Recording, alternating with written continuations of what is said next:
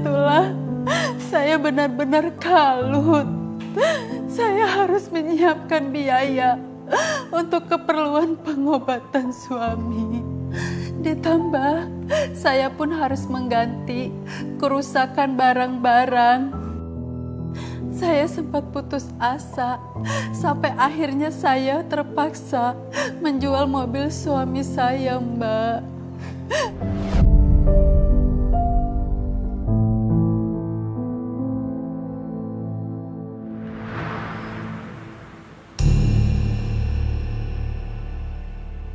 Pak, ini Pak. Ya, saya cek dulu ya Bu ya, surat-suratnya.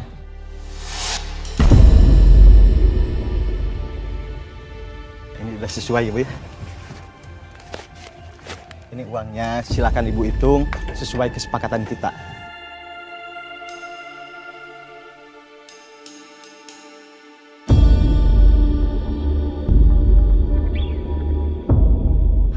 Ya Pak, udah sesuai kok.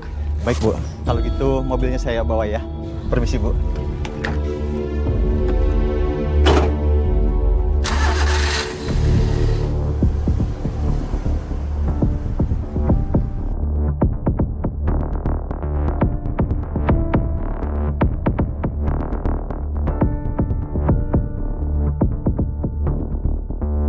Bu Sartika. Iya Bu. Jadi gini Bu, anak saya kan baru aja disunat. Minggu depan saya itu rencananya mau adain selamatan. Boleh nggak saya pinjam uang sama Bu Sartika? Tapi Bu, nggak banyak kok Bu. Cuma 5 juta aja. 5 juta? Iya Bu, saya butuh banget uang segitu. Nanti selesai acara, saya janji, saya pasti balikin ke Ibu. Saya nggak akan bohong Bu. Tolongin ya Bu ya. Ya udah deh, saya pinjemin. Alhamdulillah. Makasih banyak ya Bu. Saya janji, saya pasti balikin ke Ibu. Kalau gitu saya permisi ya Bu.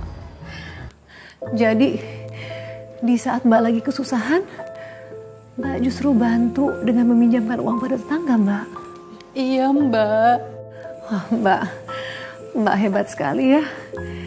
Lalu bagaimana, Mbak? Apakah tetangga mengembalikan uang itu seperti yang dia janjikan? Malah tetangga saya itu memberikan saya tambahan uang. Wah. Loh, kenapa Mbak? Kok Mbak kelihatan sedih?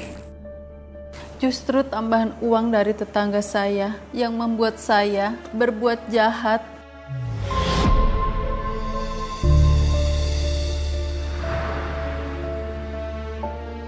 Ini Bu, saya kembaliin uang pinjaman. Sekalian sudah saya lebihin, tapi nggak banyak sih Bu, cuma 200.000.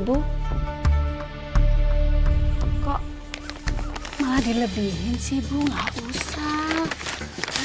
Nggak apa-apa Bu, hitung-hitung uang terima kasih karena Ibu kan minggu kemarin udah mau pinjemin saya. Iya Bu, makasih ya.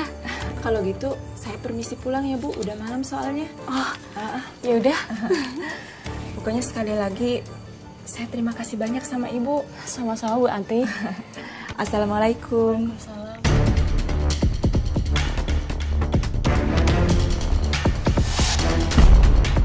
Wah, boleh juga nih minjemin uang ke orang tapi ada lebihnya. Kalau kayak gini, aku bisa cepet kaya. Entah apa yang merasuki pikiran saya pada saat itu, Mbak, dengan memberikan pinjaman pada banyak orang yang dikenakan bunga dan denda, Mbak. Kamu mau pinjam berapa, Budi? 1 juta aja, Bu. Tapi kamu tahu kan, kalau pinjam sama saya ada bunganya 10%. Kalau jatuh tempo, sehari 100.000. Dan plus bunganya. Setuju, Bu. Ya udah, tunggu ya.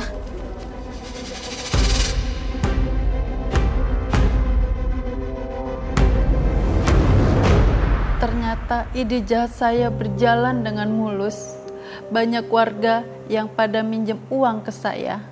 Meski saya kenakan bunga dan denda, Saat itu saya benar-benar terbuai dengan penghasilan yang menggiurkan menjadi rentenir. Jadi ide jahat yang Mbak maksud itu adalah Mbak menjadi rentenir. Pak Budi, kok segini sih? Mana bunganya? Mohon maaf Bu, untuk bunganya saya minta waktu. Sampai kapan?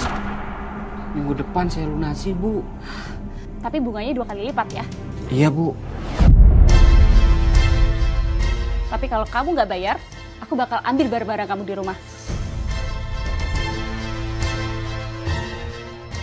Astagfirullahaladzim. Bu, sini Bu, sebentar. Oh, jadi Ibu selama ini bohongin Bapak? Hah?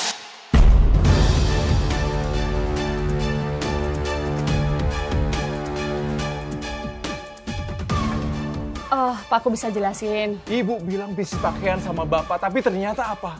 Ternyata Ibu jadi rentenir. Ya Allah, Bu. Kenapa Ibu melakukan perbuatan dosa ini, Bu? Kenapa? Hah? Aku ngelakuin semua ini juga gara-gara kamu. Loh, kenapa Ibu jadi nyalahin Bapak? Hah? Gara-gara Bapak kecelakaan. Hidup kita itu kesusahan. Emangnya, yang Bapak kasih ke kita itu bisa mencukupi kebutuhan? Enggak. Kalau kamu merasa Bapak jadi penyebab kamu melakukan pekerjaan ini, Bapak minta maaf. Tapi tolong Bu, dengerin Bapak Bu. Tinggalkan pekerjaan ini Bu. Karena demi Allah Bu, demi Allah. Apa yang Ibu lakukan ini tidak akan membawa keberkahan. Justru akan menjauhkan Ibu dari rezeki yang halal. Tolong Bu, tinggalkan Bu, tinggalkan. Enggak. Sebentar, saya mau ngomong sama Ibu. Sebentar. Aku kecewa sama Ibu. Aku mau tanya sama Ibu ya. Kenapa Ibu nggak mau tinggalin perbuatan dosa itu? Kenapa? Aku ini suami kamu. Aku masih bisa ngasih kamu nafkah halal buat kamu sama Damar. Cukup ya, Mas ya. Cukup. Kamu tuh nggak usah sok-sokan nasihatin aku.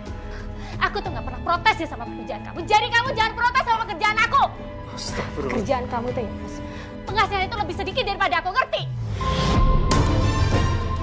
Ya Allah, Bu, istighfar, Bu, istighfar. Nah, Sadar, Bu, Ibu. Walaupun suami saya melarang, tapi saya tetap melakukan bisnis pinjaman uang tersebut. Karena saat itu, saya benar-benar tergiur dengan penghasilannya, Mbak. Aduh Mbak, jadi pada saat itu Mbak memilih untuk tetap menjalankan usaha itu ketimbang menurut apa kata suami. Iya, Mbak. Lalu bagaimana Mbak? Apakah usahanya berjalan dengan lancar? Atau justru sebaliknya? Itu dia, Mbak. Saya semakin terbuai karena bisnis pinjaman uang saya semakin berkembang dan uang yang saya dapatkan semakin banyak. Kehidupan saya pun seketika berubah.